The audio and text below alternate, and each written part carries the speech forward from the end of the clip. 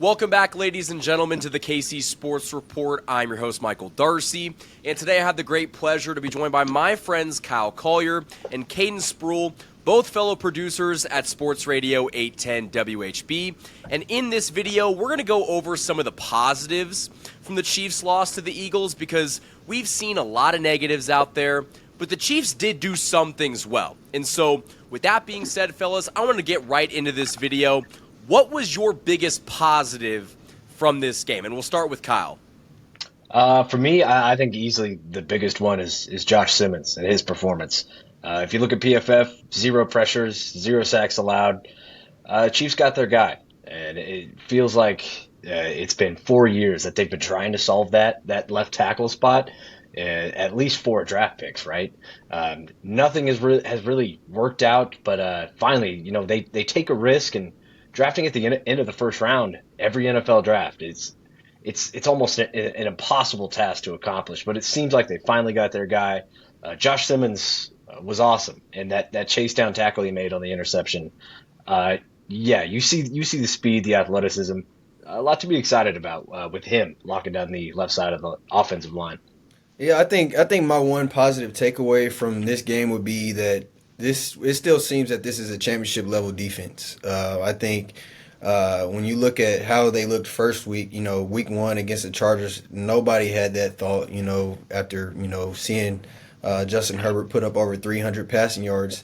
And I think you could argue that this Eagles offensive core is a much better core than what the Chargers have in Los Angeles. Obviously, they were without Goddard, who honestly tends to kill us whenever we play them. Everybody gives the Chiefs, every tight end gives the Chiefs problems, but he's kind of been Jalen Hurts' security blanket, especially when we face off. But this still seems to be a championship level defense. Held Jalen Hurts to just at 100 yards passing. Saquon Barkley was under 100 yards rushing. I think anytime you can, shut or keep him under 100, that's a blessing. I think that our secondary also looked a lot better. We can be a little bit better in man coverage, but there was a lot of cover zero. They were putting a lot of one-on-one situations. I think that's due to the pass rush, which I think can still improve a little bit. But I'm definitely a lot more optimistic about this defensive unit than I was after week 1's performance.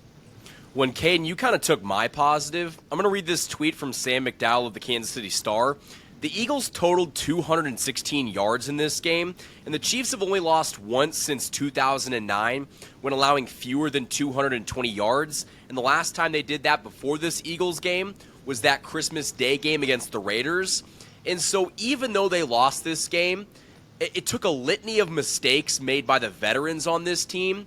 But outside of those, the defense looked good. And I think after that Week 1 performance where guys were just left wide open, the secondary looked much better outside of maybe a few plays where Trent McDuffie got turned around and lost the ball. But I do think that the defense looked better, and to your point, they look like a championship-level defense. And the hope is that the offense will catch up once they get their 2 wide receivers back in Rashee Rice and Xavier Worthy. And so I think there's a lot to be positive about.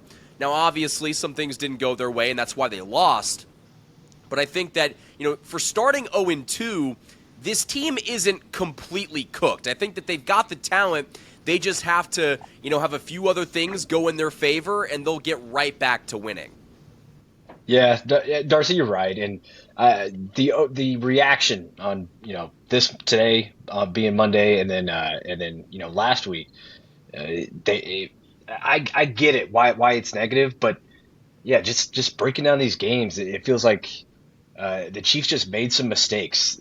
Obviously, their margin of error is pretty slim right now because, number one, your top 2 wide receivers are just not there. So you have to be perfect in literally all facets of the game. And just think about all the close games the Chiefs played last year. 1 or 2, plays don't go their way, then the Chiefs weren't 15-2 last year. They'd be more like 13-4, something like that. So I think, the overall record for the Chiefs was due for some regression. Just because I do think that, last year there was a little bit of luck involved in some of these 1-score games. This year it's just not going their way, but the good thing is about the Chiefs and this coaching staff is that they're really good at identifying their mistakes and then fixing those as the season run its course. So yeah, they're not cooked. It's been a rough start, no doubt, but I'm not calling the season or anything like that. Yeah, I think it feels so weird to say I'm more optimistic about this Chiefs team after a 0-2 than I am after week one. But I think you guys would probably agree and be in that same position as me. It's just so hard to, as you said, Michael. It's so hard to really analyze this offense and know what we have when we're missing our, arguably our two best pieces. Our two best young explosive pieces on the outside. So. It's hard to really assess what the unit, or what the offensive unit, needs to improve on. But yeah, I'm definitely excited, and I think they're headed in the right direction. We heard Pat say that the fans don't want to hear this, but they are close. They are. He feels like they are close. They're coming together, and they'll be better moving forward, I believe. Well, and Kyle, I kind of want to piggyback off your point. I said it in the post-game show. The Chiefs won a lot of those games last year that they shouldn't have won. Those one-score games often get flipped the next year. And so the fact that Chiefs started off 0-2 is almost a product of some of those one-score wins going in their favor last year. They're kind of reverting to the mean and kind of evening each other out. I will say this. It took Travis Kelce dropping that ball in the end zone and it get intercepted. That was a costly mistake. That changed the outcome of the game. That was like a 14-point swing. Harrison Butker missed a field goal. He hasn't done a lot of that. You saw Chris Jones not even get a quarterback hit on Jalen Hurts. George Karlaftis didn't either. Your core players on this team didn't play well, and the Chiefs lost by 3. And the Eagles are a fantastic team, and to only let them score 20 points, in this game, only give up 216 yards on defense, that is a very positive sign going into Week 3 against a Giants team that isn't very good and should be a get-right game. Yeah, no, you're 100% right. And I'm glad you both brought up the defense. I know my positive was Josh Simmons, but coming into the year, I was a little bit lower on the defense than I think than most. The secondary, I didn't really believe in too much. After Brian Cook just kind of had a mediocre year last year, that's another positive. Brian Cook was fantastic yesterday. He made a couple great plays, and I remember one specifically just swatting the ball away from A.J. Brown, who was close to the first down marker. But yeah, the secondary and basically the defense overall is something I'll take as a positive. But yeah, you bring up Karlaftis, you bring up Chris Jones, and kind of the higher paid guys on this team have kind of not been as effective as you'd hoped, and or made some mistakes, i.e. Travis Kelce in the end zone. I do believe that those are things that are going to turn around. They're going to turn around in the Chiefs' favor, and with this offense, once they get Rashee Rice back, once they get Worthy back, I think we forget about this early week stretch and just kind of laugh about it towards the end of the season. I know I'm looking way too far in the future right now, but it's fine to be nervous about this Chiefs team, and I get the anger you have towards maybe Andy Reid's play calling and stuff like that. It's week 2. I'm not worried about the Chiefs dynasty being over by any means. Yeah, I think the most frustrating part is, you spoke on it a little bit. The best players, the guys that we've seen make the biggest plays at the end of these games are just not making the plays like we've seen over the past few years. We talk about Chris Jones, week 1, not keeping his contain. Trent McDuffie, he gave up a big play. I'm not sure who that was on the Devontae Smith catch towards the end. Was that Noah Williams? No, that was Trent McDuffie. Yeah, Trent McDuffie. So, like we said, we saw the Chiefs make those big plays at the end of games last year, and they just simply have not this year. And it's been sadly it's been the biggest guy or the best players on this defense that just haven't come up in big moments. George Karlaftis hasn't looked great. He looked all right week 1. He made a couple plays in week 1, but Jordan Mailata gave him everything he could handle this past week. So. I'd like to see those guys that we've invested big contracts in kind of make some plays moving forward. But yeah, I like I said, I'm optimistic about them being better moving forward. But I'll say this, just how unrealistic winning every one-score game is, it's unrealistic to think that your star players are going to continue to mess up in these games. Like, of course, Travis Kelce would like to have that drop back. We've seen him do this for years now. I think he had, games against the Bills and the Bengals where he makes a costly mistake. Yeah, the Chiefs might make mistakes. The Chiefs' star players might have not played to their best ability in the first 2 weeks of the season. But I think it's unrealistic to think that we're going to see that for the rest of the season. They just have too much talent. They're too good. We're looking at like 3 or 4 Hall of Famers on this team. Those guys are not going to continue to make those back-bending mistakes. So I want to get more into this topic, and we'll do that right after this break. This video is sponsored by my friends over at DM Injury Law. Injured in an accident, you could be entitled to significant compensation, but time is critical.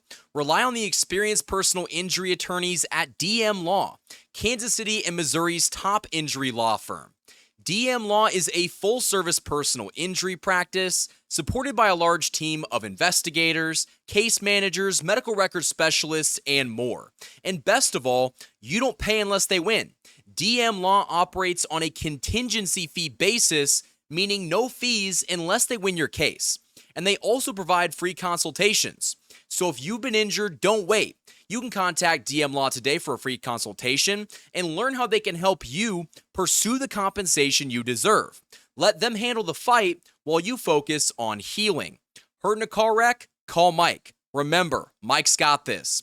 The choice of a lawyer is an important decision and should not be based solely upon advertisement. Thanks to DM Injury Law for sponsoring this video. Huge thanks to the sponsors that have supported this channel all football season long. Now, getting back into the positives following this loss to the Eagles, I feel like going into Week 3 against the Giants, it's a must-win game. I mean, you cannot start 0-3. I know the division, had the Broncos lose. At the time of this recording, the Raiders and the Chargers haven't played yet, but depending on the outcome of that game, the division is still well within reach, but I feel like you're going to have to see this team correct things sooner rather than later. So what do you guys think is the biggest aspect the Chiefs need to change from last week to win in Week 3? Let me go with the running game. I know that's the obvious answer, probably the easiest pick, but back-to-back weeks, you played 2 really good defensive lines. The Giants have a pretty dang good one as well. I want to see Andy Reid, really just make it a conceited effort to just give Isaiah Pacheco the ball. Maybe bring back some halfback screens, get the running backs more involved in the offense, because I think it just opens up the playbooks so much more. And the Giants, luckily, are a team that offers you, kind of that perfect challenge, because yes, they have a good defense, but that offense, that's tough to look at. And after seeing the Chiefs' performance against the Eagles, especially the defense, I feel like this is a week where you can really just, experiment, so to speak, with the running game. Try to get it more involved. And if you can't, then Brett Veach knows that, he has to either look for a trade involving that offensive line and or the running back room. He'll just have a better idea of what he needs. So for me, it's the running game. I think for me personally, I'd like to see all the pass catchers get involved this upcoming week. I think when you look at Noah Gray, somebody that we recently gave a contract extension, he has been almost non-existent over the first 2 weeks. Brashard Smith, who was drafted in the 7th round, he was looked at a guy that could, maybe contribute in the passing game. And you talked about that, Kyle. You like to see the halfbacks get involved. I think he could do that as well. Hollywood he's been, first week 1, obviously he had, a lot of catches. He was decent in, I think he had 5 yesterday. But yeah, I think if we can get all the pass catchers involved and, just really not really focus on one guy and, get everybody involved, just make the defense, kind of question where we're going. I think this offense will move a lot smoother if we can get everybody involved moving forward. Well, to kind of summarize both of your points, we don't have any concerns about the Chiefs' defense. Like, obviously, we'd like to see maybe the pass rush generate a little bit more pressure, but I'd call that my concern, yes, the pass rush.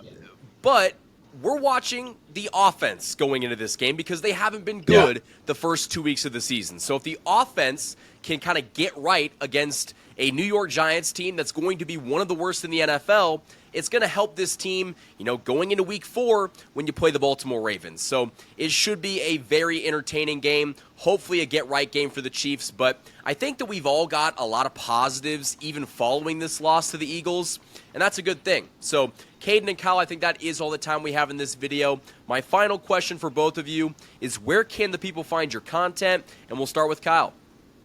Listen to me, Sports Radio 810, weekdays 2 to 6. I produce the program with Seren Petro. You can listen to me on Wednesday nights, The Night Shift with Michael Darcy. We'll be doing that on Wednesday nights, 9 to 10, or you can find me on Twitter at Real Caden.